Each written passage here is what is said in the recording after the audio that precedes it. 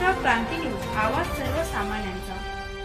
वाखारी येथे बिबट्याच्या हल्ल्यात 2 शेळ्या ठार, 1 शेळी जखमी व 2 शेळ्या गायब। देवळा तालुक्यातील वाखारी येथे मंगळवारी पहाटेच्या सुमारास बिबट्याने हल्ला करून 2 शेळ्यांचा फडशा पाडलाय आणि 1 शेळी गंभीर जखमी केल्या। या घटनेमुळे शेतकरी धास्तावलाय। बिबट्याच्या हल्ल्यामुळे शेतकऱ्यांच्या पशुधनाचे नुकसान झाले असून त्यांच्या सुरक्षेबद्दल चिंता वाढली असून या घटनेमुळे परिसरात ग्रामस्थ व शेतकऱ्यांमध्ये भीतीचे वातावरण निर्माण झाले। सविस्तर वृत्त असे।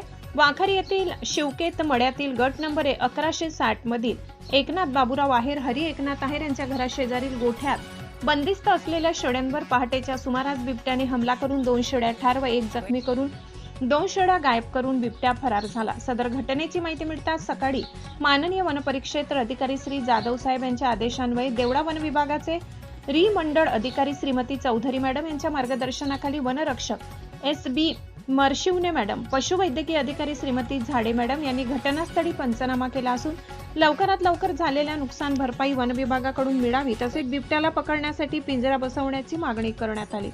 यावेळी एकनाथ आहेर, हरी आहेर, मंगेश आहेर, शंकर आहेर, सुरेश गोसावी, शरद देवरे, नंदू निकम, भरत निकम, दीपक निकम, अक्षय निकम, राहुल आहेर व परिसरातील ग्रामस्थ उपस्थित होते।